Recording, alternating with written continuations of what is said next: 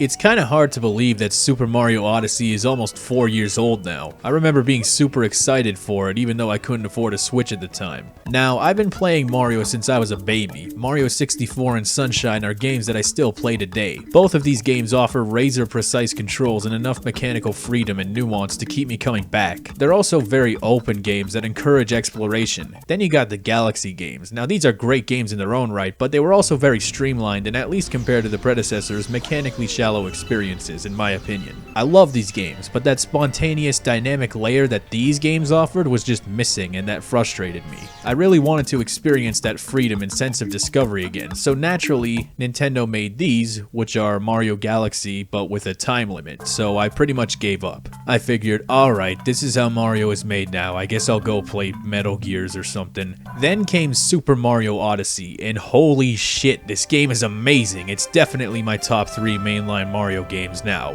Super Mario Odyssey offers an incredible return to form with levels that encourage exploration where hidden secrets offer tangible rewards. Even the coins actually do something in this game. You have all kinds of great mechanical freedom. You can throw your hat, dive onto the hat, bounce off the hat, and dive again. You can roll around, you can string together all kinds of jumping combos. This game was made for people who actually know how to play video games. Now, all of these core gameplay features would have been more than enough to make me happy on their own, but they decided that it wasn't enough, so they allow you to possess a fucking T-Rex. You can become a tank, and best of all, you can be this thing.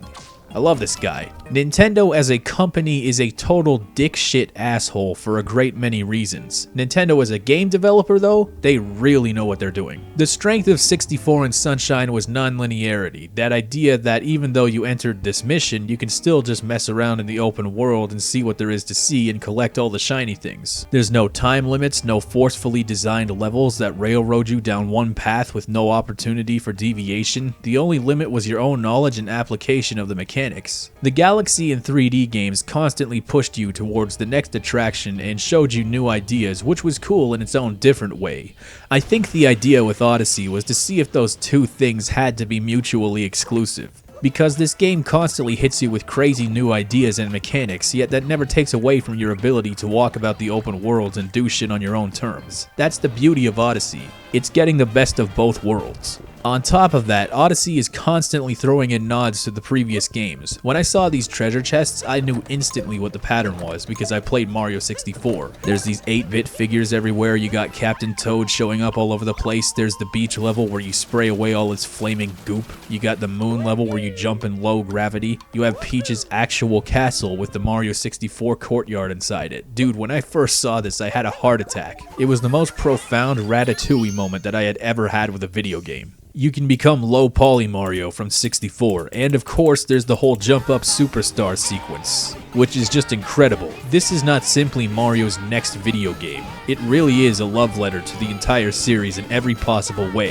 From the gameplay level of getting the best of the linear and non-linear styles to the constant references and nods to previous games that longtime fans will know and appreciate. The controls are excellent, they're so responsive and smooth, and the only serious difficulty I had wasn't even the game's fault. It was this dumbass Power A controller, and the only reason I'm using this is because my Joy-Cons are drifting like a bitch, which I can't deal with right now. But the sticks on this stupid wired Pro controller keep getting stuck and screwing me into oblivion. Nintendo, listen up. We are coming up on 50 years of home video game consoles. The Magnavox Odyssey was released in 1972. Next year, it will be 50 years old. We are now in the 9th generation of video game hardware. Half a century of innovation and experimentation has all led up to this point. And the manufacture and sale of controllers that are this notoriously dysfunctional is bullshit. So please get your shit together.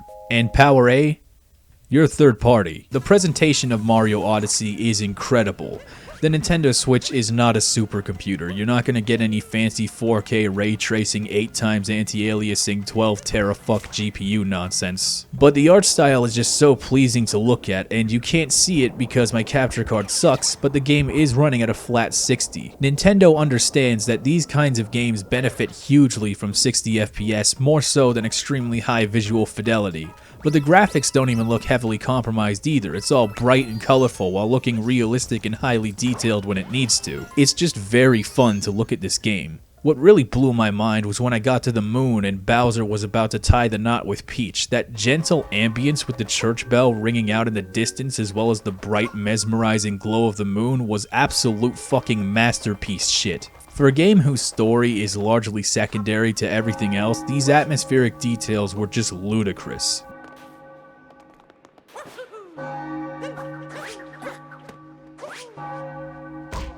Then there's Cap Kingdom, which has this weirdo Tim Burton Sweeney Todd vibe going on. It's really cool to see Mario embrace this weirder side again, and I hope we see more of it. Like, there are more original characters, species, and factions in this game than there are in all 3 of the latest Paper Mario games. Isn't that sad? I also love New Donk City because it has all of these realistically proportioned people in here. It introduces this weird elephant in the room because this means a man with Mario's physical features would canonically be a freak of nature. It also just has a lot of personality. Like at the end of the game, Mario and Bowser start fighting over Peach and then she just fucking leaves you stranded on the moon?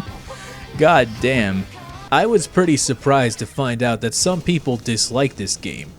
Which of you fuckers is it? Probably the funniest complaint I keep hearing is something like, once you beat the game, there's nothing left to do except collect all the moons.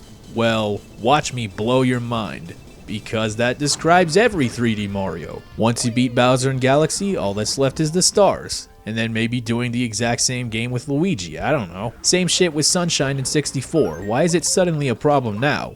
In fact, that describes every video game ever. Once you beat the main thing, all that's left is side thing. I think what a lot of these guys really mean to say is that they're a little overwhelmed by just how much content is in there, you know? There are like 900 billion moons or something and every level has a bunch of special coins, which is huge, and 100%ing this game is a big commitment. I should know, I have over 50 hours in there and I'm still not done. Now, I have played games that I felt were too big for their own good, like Witcher 3. But for Mario Odyssey, the fundamentals of the game are just so engaging, and the level designs and challenges are constantly pushing your knowledge of the mechanics to newer heights. It's not shallow, boring gameplay stretched out over a ludicrous duration. It's a consistently enjoyable experience that rewards exploration and skill, and always has something new to show you. Another complaint I heard is that it's not as replayable as the other Mario games, which I guess there's just a big difference in the way that I judge replayability and the way others do, because I can definitely see myself replaying this game. I think a lot of people are judging replayability from the perspective of, okay,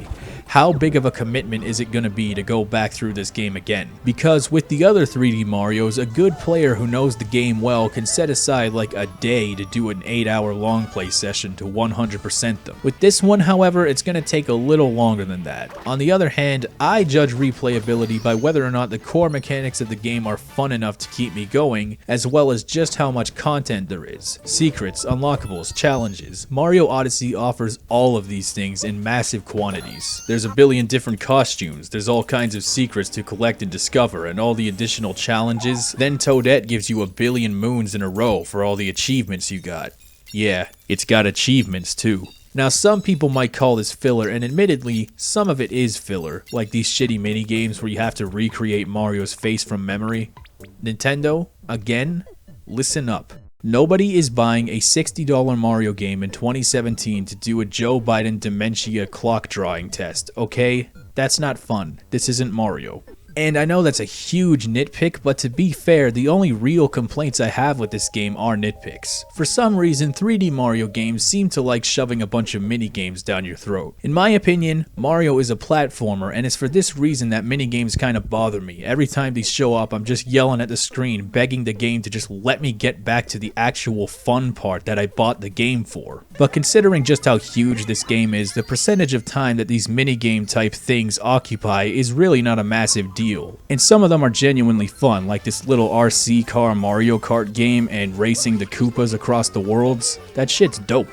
Probably the most reasonable complaint that I've heard is that a good number of the moons are just giveaways while others are harder to find, making the reward for doing the easy stuff the same as the harder stuff, which trivializes your achievements. But the reality is most video games simply don't have linear difficulty progression. It'd be nice if they did, but there are way too many variables for that to be generally true. In the best of cases, difficulty is typically reasonably challenging until abrupt difficulty spikes come out of nowhere, like the fucking dipshit beaver minigame in DK64, but I think with Mario Odyssey, they wanted to have enough easy moons so that a baby playing Mario for the first time can see the end credits. But they added in the tougher ones so that somebody like me can work for bragging rights. Take this fucking ridiculous 2D Mario section.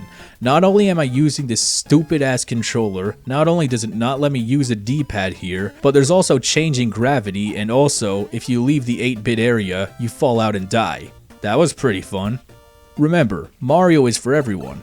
That being said, if I had to complain about something else, it would probably be the fact that a good chunk of the moons are locked until you beat the game and see the credits, at which point you smash these boxes and they spawn a billion more. But then again, I can't be too mad about playing more of this game, because it's just too much fun to control Mario. And another thing that really helps the experience is that it doesn't have the same mission structure as the previous games. You don't get kicked out of the level whenever you grab a moon. In the old games, it would have kicked your ass back to the hub world, but Odyssey doesn't have one, and this allows the game to have very efficient pacing. It's one of the things I loved about the Banjo games that I thought they did better than Mario 64. While writing the script, I wanted to go back and grab some footage of something that I forgot to record, so I went to my Switch with the intention of just grabbing it real quick, and instead I ended up playing it for another 3 straight hours. The game is fun as hell. When I play most games with the intention of reviewing them, I usually just get to the credits and call it a day. But this time I just had to keep going. I had a lot of fun going back through the levels with the wealth of tools the game gave me, and even now I just want to go back and keep going. I feel like I did everything right. This is the Mario game that I had been waiting for since Sunshine came out. I could crack a thesaurus for super clinical academic terms to describe how I feel about this game, but screw that. I love this shit. And you should too.